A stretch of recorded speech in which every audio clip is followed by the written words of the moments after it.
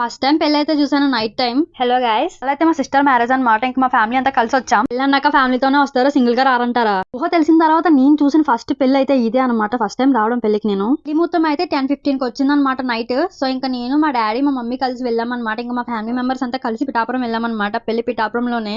ఈ టెంపుల్ పేరు కుంతి మాధవ స్వామి టెంపుల్ అంట. నేను ఫస్ట్ టైం వినడం చూడడం కూడా. ఎప్పుడో పిఠాపురంలో టెంపుల్ నేను వినలేదు. మా మమ్మీ చెప్పే వరకు ఇక్కడే అన్ని పెళ్లిళ్ళు జరిగే, నా పెళ్లి అమ్మమ్మ పెళ్లి అని చెప్పుకుంటూ వచ్చిందనమాట టెంపుల్ కోసం. సో ఇంకా పెళ్లి మండపం అయితే ఇదే అనమాట. ఇలా చుట్టాలందరినీ చూస్తుంటే ఎంత బాగుంటుందో, కడుపు నిండిపోతుంది అనమాట. మా తమ్ముళ్ళు ఇదిగో మా అత్త హాయ్ చెప్పమంటే హాయ్ చెప్తుంది.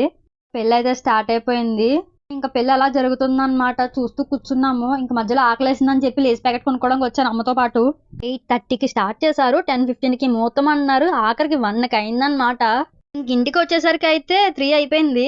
పెళ్లికి వెళ్ళానంటుంది, అన్ని చెప్తుంది. కానీ పెళ్లి కొడుకు పెళ్లి కూతురు ప్లస్ పెళ్లిని మాత్రం చూపించలేదు అనుకోవద్దు. ఇష్టం లేదు కాబట్టి చూపించలేదు. వీడియో కూడా రికార్డ్ చేయలేదు.